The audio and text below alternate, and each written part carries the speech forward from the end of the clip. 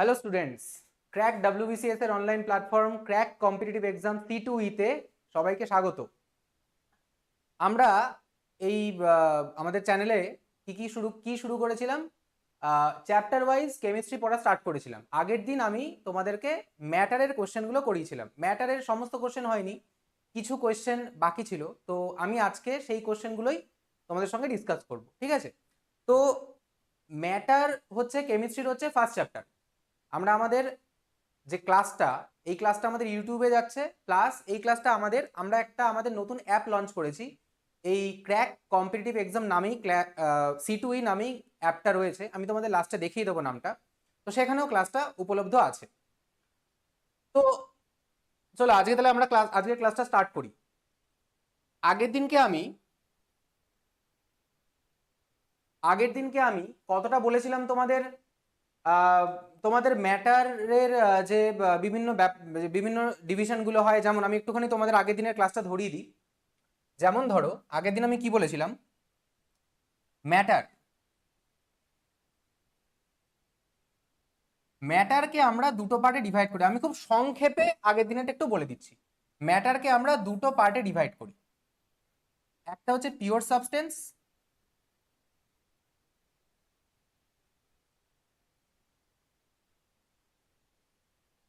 আর আরেকটা হচ্ছে mixture.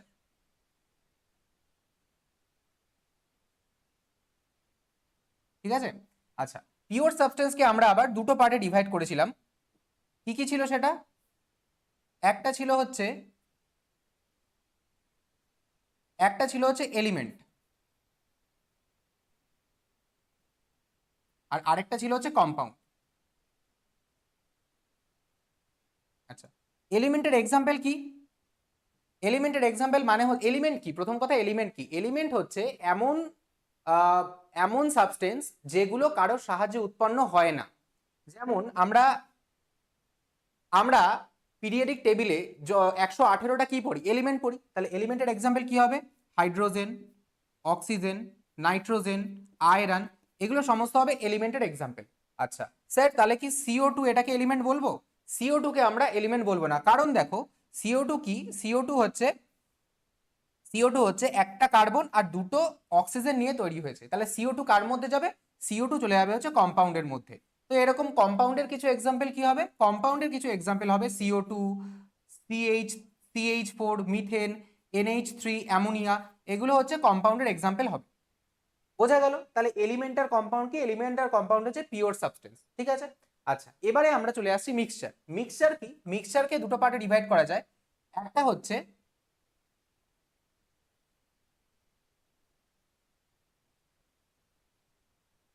Homogeneous, mixture, আর আরেকটা হচ্ছে হেটেরোজিনিয়াস মিক্সচার।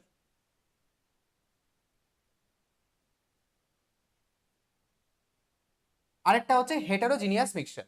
হোমোজিনিয়াস মিক্সচার আমরা কাকে বলি? হোমোজিনিয়াস মিক্সচার হচ্ছে এমন মিক্সচার যেটা, ধরো আমরা জলের মধ্যে নুন মেশালাম। তো জলের মধ্যে নুন মেশালে কি হবে? একদম সম্পূর্ণ গুলে যাবে। আমি যদি চামচ দিয়ে নাড়াই, সম্পূর্ণটা গুলে যাবে। মানে হচ্ছে হোমোজিনিয়াস মিক্সচারে কি হয়? পার্টিকেল গুলো ইভেনলি ডিস্ট্রিবিউটেড থাকে। তো হোমোজিনিয়াস মিক্সচারে ইভেনলি ডিস্ট্রিবিউটেড থাকবে। ইভেনলি ডিস্ট্রিবিউটেড, আমি এখানে শর্টে লিখে দিচ্ছি, ইভেনলি ডিস্ট্রিবিউটেড।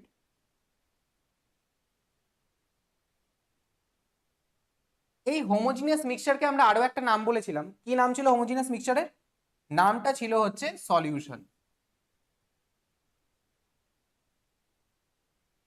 হোমোজিনিয়াস মিক্সচারকে আমরা সলিউশনও বলছিলাম, ওকে। আর হেটেরোজিনিয়াস মিক্সচার কি? হেটেরোজিনিয়াস মিক্সচার ধরো জলের মধ্যে আমি মাটি মিশিয়েছি, মানে মাড ওয়াটার। মাড ওয়াটারে কি হয়? মাড ওয়াটারে কিছুক্ষণ গোলানোর পর কি দেখবো?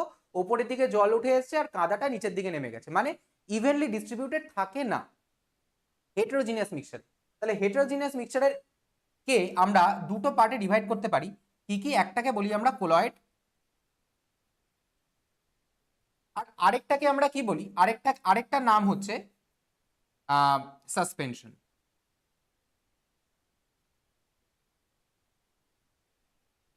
ঠিক আছে? তাহলে এইটা আমরা আগের দিনকে ভালোভাবে বুঝেছিলাম। তো আজকে আমি জাস্ট একটা ব্রিফ দিয়ে দিলাম। ক্লিয়ার? চলো আমরা এবার নেক্সট টপিকে যাচ্ছি। দেখো এখানে যেটা লেখা আছে সেটা হচ্ছে এলিমেন্ট,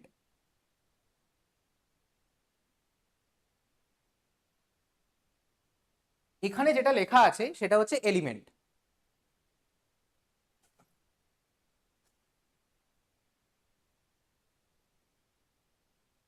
এক মিনিট একটু দাঁড়াও।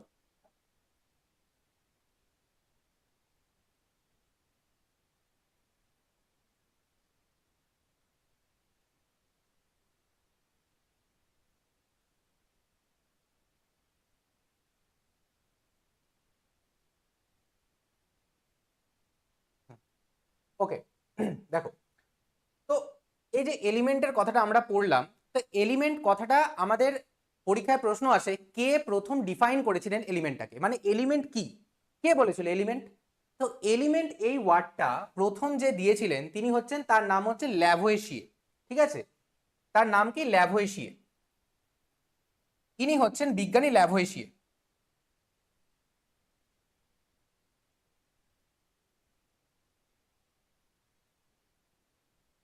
ইনি হচ্ছেন বিজ্ঞানী ল্যাভোয়েশিয়ে। তো ইনি এলিমেন্ট কথাটাকে প্রথম ডিফাইন করেছিলেন যে এলিমেন্ট কি। এলিমেন্ট কি? এলিমেন্ট হচ্ছে যে অন্য কোনো কারো সাহায্যে তৈরি হয় না, নিজে নিজেই তৈরি হয়। আচ্ছা, আর এই এলিমেন্ট ওয়ার্ডটাকে প্রথম এলিমেন্ট কে ডিফাইন করেছিলেন হচ্ছে ল্যাভোয়েশিয়ে। আর এই এই যে এলিমেন্ট টার্মটাকে ফার্স্ট ইউজ করেছিলেন কে? এলিমেন্ট টার্মটাকে ফার্স্ট ইউজ করেছিলেন হচ্ছে রবার্ট বয়েল। কি নাম? সায়েন্টিস্টের নাম হচ্ছে রবার্ট বয়েল, ইনি হচ্ছেন রবার্ট বয়েল। ঠিক আছে, তো রবার্ট বয়েল এলিমেন্ট ওয়ার্ডটাকে প্রথম ইউজ করেছিলেন। আচ্ছা, প্রশ্ন আসে কবে ইউজ করেছিলেন, কত সালে ইউজ করেছিলেন? 1661। আমি এখানে লিখে দিচ্ছি 1661, এই ইয়ারে তিনি প্রথম এলিমেন্ট ওয়ার্ডটাকে ইউজ করেছিলেন। ওকে, তাহলে এই দুটো প্রশ্ন ক্লিয়ার। ডিফাইন করেছিলেন হচ্ছে এলিমেন্টকে, ডিফাইন করেছিলেন হচ্ছে আমি ডিফাইন লিখে দিচ্ছি, এলিমেন্টকে ডিফাইন করেছিলেন কে? ল্যাভোয়েশিয়ে। আর এলিমেন্ট ওয়ার্ডটাকে প্রথম ইউজ করেছিলেন কে? রবার্ট বয়েল 1661-এ। নেক্সট, আচ্ছা এইবার দেখো ব্যাপারটা হচ্ছে আমরা আমরা জলের মধ্যে নুন মেশালাম।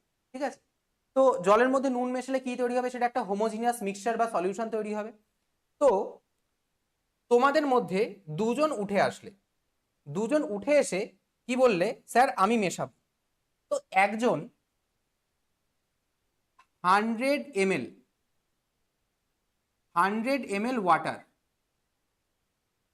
100 ml ওয়াটারের মধ্যে 5 গ্রাম সল্ট মেশালে। ঠিক আছে, আর আরেকজন কি করলে, আরেকজন 100 ml ওয়াটারে 50 গ্রাম সল্ট মেশাল। তাহলে দুটোই হোমোজিনিয়াস মিক্সচার তৈরি হবে। আমি যদি গুলিয়ে দিই, হোমোজিনিয়াস মিক্সচার দুটোই তৈরি হবে। কিন্তু ব্যাপারটা হচ্ছে কোন মিক্সচারটায় নুনের পরিমাণ কত বেশি, নুনের পরিমাণ বেশি, সেটা আমরা কি করে বুঝবো কোন মিক্সচারটায় নুনের পরিমাণ বেশি? সেইটা বোঝার জন্য আমাদের কাছে একটা টার্ম আছে, যে টার্মটার নাম হচ্ছে কনসেন্ট্রেশন। ঠিক আছে, তো কনসেন্ট্রেশনটাকে মেজার করলে আমরা বুঝতে পারবো যে কোনটার মধ্যে নুনের পরিমাণ বেশি রয়েছে। তো এই কনসেন্ট্রেশন মেজার করার দুটো পদ্ধতি আছে, আর যেই দুটো পদ্ধতি দিয়ে এক্সামে কোয়েশ্চেন আসে। কি পদ্ধতি? একটা হচ্ছে মাস বাই মাস পার্সেন্টেজ, আর আরেকটা হচ্ছে mass by volume percentage. Sir কি বললেন কিছুই বুঝতে পারলাম না, আমি বুঝিয়ে দিচ্ছি। মাস বাই মাস পার্সেন্টেজ আর mass by volume percentage, basically কি করতে হবে আমাদেরকে, আমাদেরকে নিতে হবে হচ্ছে কতটা সলভেন্ট আমি নিয়েছি, আর এই সলভেন্টের মধ্যে আমি কতটা সলিউট মিশিয়েছি। ঠিক আছে, কতটা সলভেন্ট নিয়েছি আর এই কতটা সলভেন্টের মধ্যে আমি কতটা সলিউট মিশিয়েছি। ঠিক আছে, আচ্ছা এবার যদি আমাকে মাস বাই মাস পার্সেন্টেজ বার করতে বলে, তাহলে আমাকে এই সলভেন্টের কি নিতে হবে? মাস বাই মাস বলেছে, তাহলে এই সলিউটেরও আমাকে মাস নিতে হবে, মাস মানে কি দ্রব্যমান, আর এই সলভেন্টেরও আমাকে কি মাস নিতে হবে। ওকে, কিন্তু যদি আমাকে মাস বাই ভলিউম বলে, তাহলে ওপরের সলিউটের কি নিতে হবে? মাস নিতে হবে, আর নিচের সলভেন্টের নিচের সলিউশনের, সরি এখানে আমি সলভেন্ট লিখেছি, এটা সলভেন্ট হবে না, এটা হবে হচ্ছে সলিউশন। একটু ভুল হয়ে গেছে লেখা।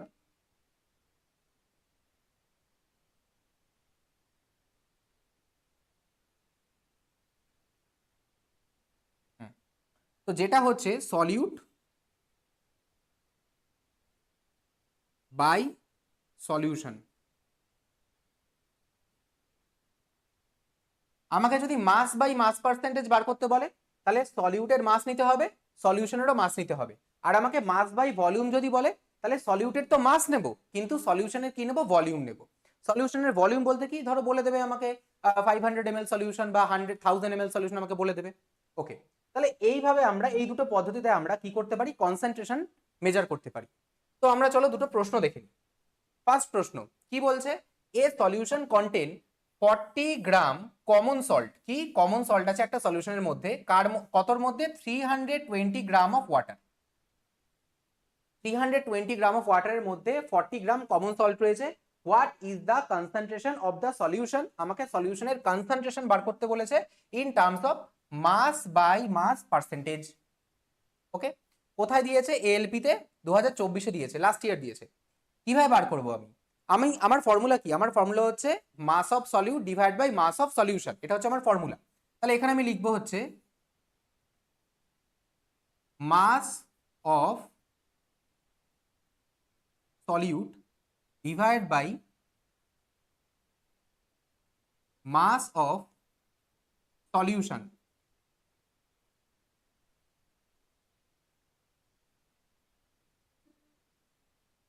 ঠিক আছে, তাহলে মাস অফ সলিউট কত, মাস অফ সলিউট আমাকে কি বলেছে, সলিউট মানে কি, আমি যেটা মেশাচ্ছি, কি মেশাচ্ছি আমি, আমি কমন সল্ট মেশাচ্ছি, কতটা মেশাচ্ছি, 40 গ্রাম মেশাচ্ছি। তাহলে মাস অফ সলিউট কত, মাস অফ সলিউট হচ্ছে 40 gram divide by mass of solution. আমাকে সলিউশনের মাস বলতে হবে, সলিউশনের মাস কত বলতো, আমি সল্ট প্লাস ওয়াটার এই দুটো মিলে সলিউশন তৈরি হয়েছে। তাহলে সল্ট কত, সল্ট হচ্ছে 40 গ্রাম প্লাস ওয়াটার কত, ওয়াটার কত, ওয়াটার হচ্ছে 320 গ্রাম। ঠিক আছে, তাহলে এই দুটো মিলে কত হচ্ছে, এই দুটো মিলে হচ্ছে 360 গ্রাম।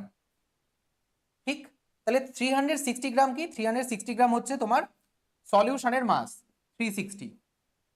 এবার আমাকে কিসে বার করতে বলেছে, পার্সেন্টেজে বার করতে বলেছে। পার্সেন্টেজে বার করতে গেলে কি করতে হয়, 100% দিয়ে মাল্টিপ্লাই করে দিতে হয়। তাহলে মাল্টিপ্লাইড বাই 100%। তাহলে এটাকে সলভ করলে কি আসবে, দেখো 0 দিয়ে 0 কেটে গেল, 4 দিয়ে কাটলে এটা 9 হবে।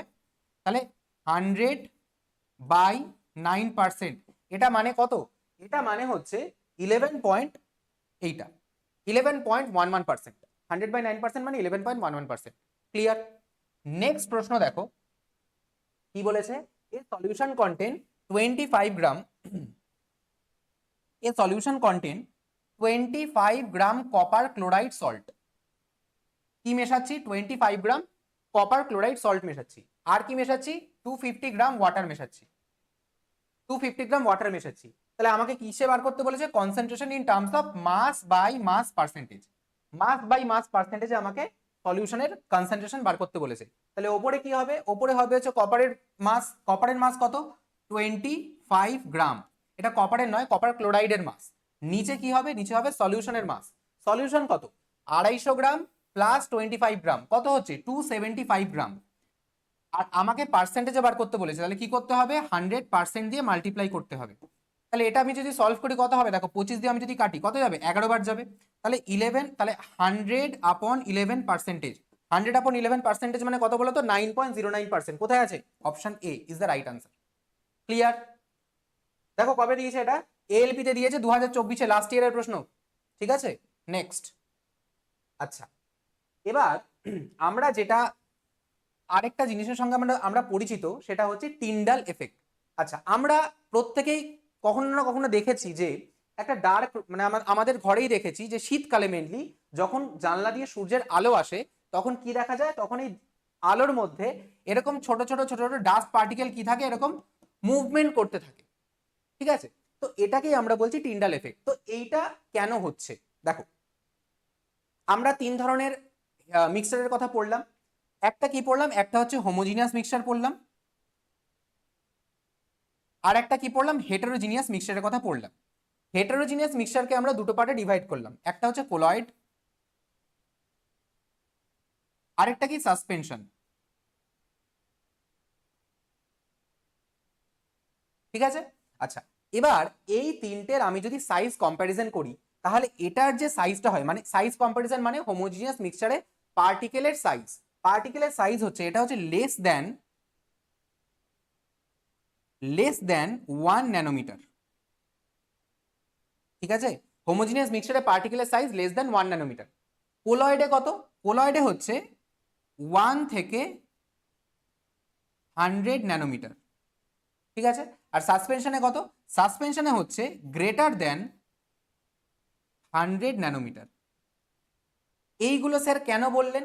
এইগুলো বললাম এইটাকে বোঝানোর জন্য। এর মানে হচ্ছে দেখো, যখন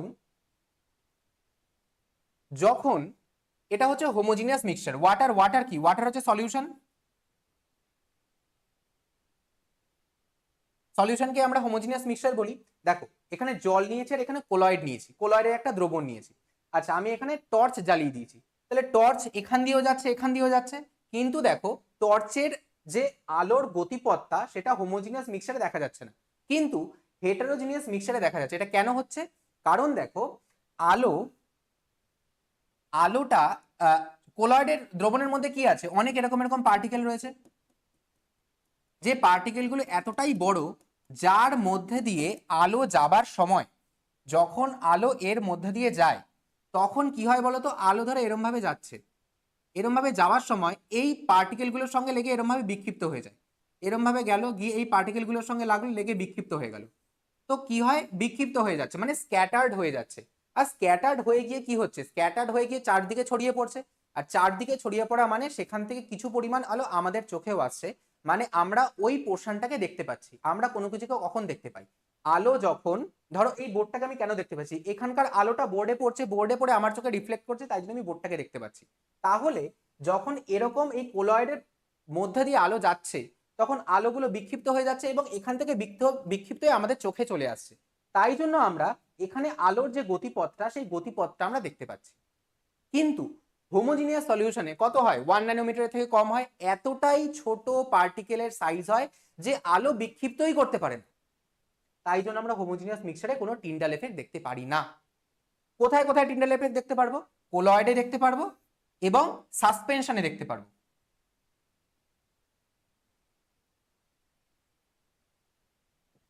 তাহলে টিন্ডাল এফেক্ট কে কে শো করবে? কোলয়েড শো করবে এবং সাসপেনশন শো করবে। ক্লিয়ার হয়ে গেছে? তাহলে দেখো এখানে কি বলেছে, টিন্ডাল প্রভাব হলো এমন একটি ঘটনা যেখানে একটি কোলয়েডাল দ্রবণ বা সাসপেনশন মিশ্রণের অতি সূক্ষ্ম কণা দ্বারা আলোক রশ্মি স্ক্যাটার্ড হয় এবং যার ফলে আলোর পথটি দৃশ্যমান হয়ে ওঠে। আমি যেটা বললাম এখানে সেটাই লেখা রয়েছে। ক্লিয়ার? চলো নেক্সট প্রশ্নতে যাই, দেখি আমরা নেক্সট প্রশ্নতে কি বলেছে। কি বলছে দেখো, a heterogeneous mixture in which a solute particles do not dissolve but remain suspended throughout the medium is called. 2019-এ আরআরবি জেইতে দিয়েছে, এমন একটা হেটারোজিনিয়াস সলিউশন যার মধ্যে সলিউট যে পার্টিকেলগুলো আছে সেগুলো ডিসলভ হয় না, কিন্তু কি হয়, সাসপেন্ডেড কন্ডিশনে চারিদিকে মিডিয়ামটার মধ্যে ছড়িয়ে থাকে, এরকম দ্রবণকে কি বলে? এরকম দ্রবণকে আমরা কি বলবো? এরকম দ্রবণকে আমরা বলবো সাসপেনশন। ঠিক আছে, যেমন ধরো এক্সাম্পল আমি কি বলতে পারি, এক্সাম্পল আমি বলতে পারি সডাস্ট ইন ওয়াটার। সডাস্ট ইন ওয়াটার মানে, সডাস্ট মানে হচ্ছে কাঠের গুঁড়ো। সডাস্ট মানে কি? কাঠের গুঁড়ো। আমি জলের মধ্যে যদি কাঠের গুঁড়োকে ছড়িয়ে দিই তাহলে কি হবে? জলের সব জায়গাতে কাঠের গুঁড়োটা ছড়িয়ে যাবে, জলের মধ্যে তো মিশবে না, তাহলে সেই রকম দ্রবণকে বলা হবে কি? সাসপেনশন বলা হবে। নেক্সট কি বলছে, in case of jelly which of the following is dispersed phase. আচ্ছা এইবারে আমাদের আবার একটুখানি বুঝতে হবে, কি বুঝতে হবে বলতো? দেখো সলিউশনের মধ্যে আমরা কি পড়েছিলাম, সলিউশনের মধ্যে কি থাকে? দুটো জিনিস থাকে, মানে দুটো জিনিস নিয়ে সলিউশন তৈরি হয়, একটা কি সলিউট, আরেকটা হচ্ছে সলভেন্ট। সেম ভাবে কোলয়েডও দুটো জিনিস নিয়ে তৈরি হয়। কি কি দিয়ে তৈরি হয় স্যার কোলয়েড? কোলয়েড হচ্ছে ডিসপার্সড ফেজ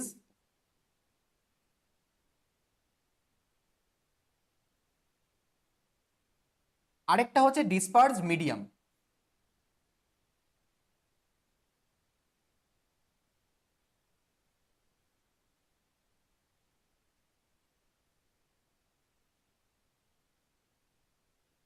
এই দুটো দিয়ে কোলয়েড তৈরি হয়। আচ্ছা স্যার, আমাদের সলিউশনের মধ্যে সলভেন্টের মধ্যে আমরা সলিউটকে মেশাই, কাকে মেশাই? সলভেন্টের মধ্যে সলিউটকে মেশাই। সেম ভাবে কোলয়েডেও কি হয়, ডিসপার্সড মিডিয়ামের মধ্যে আমরা ডিসপার্সড ফেজকে মেশাবো। ডিসপার্সড মিডিয়াম হচ্ছে অনেক বেশি থাকবে আর ডিসপার্স ফেজ হচ্ছে কম থাকবে। ডিসপার্স মিডিয়ামের মধ্যে আমরা কি করব, ডিসপার্স ফেজকে মেশাবো। ওকে, তাহলে আমাদের কাছে প্রশ্নটা কি চেয়েছে? জেলি। জেলিতে কি হচ্ছে, ডিসপার্সড ফেজ কি থাকছে? জেলি কি বলতো? জেলি হচ্ছে ওয়াটার, ওয়াটার নয়, লিকুইড প্লাস সলিড, সেটাকেই আমরা কি বলি? সেটাকেই আমরা বলি হচ্ছে জেল বা জেলি। ঠিক আছে, কোলয়েডের একটা দ্রবণ, লিকুইড আর সলিড, এটাকেই আমরা কি বলি? জেল বলি। আচ্ছা, তাহলে সলিড হচ্ছে আমাদের ডিসপার্সড মিডিয়াম আর লিকুইড হচ্ছে আমাদের ডিসপার্স ফেজ, মানে লিকুইডকে আমরা সলিডের মধ্যে মেশাচ্ছি। তাহলে আনসারটা কি হবে? ডিসপার্সড ফেজটা কি হবে? ডিসপার্সড ফেজ হবে হচ্ছে লিকুইড। তাহলে liquid phase is the dispersed phase. এটা আমরা কি করে বুঝবো? দেখো, আমি এটা খুবই একটা ইম্পর্টেন্ট একটা তোমার চার্ট, যেখান থেকে প্রচুর প্রশ্ন আসে। আমি তো একটা প্রশ্ন নিয়েছি, দেখো এখানে কি লেখা আছে? জেল। জেল কার কার mixture? Dispersed medium. Dispersed medium মানে কি? যার মধ্যে মেশানো হচ্ছে, এখান থেকে এর মধ্যে মেশানো হচ্ছে।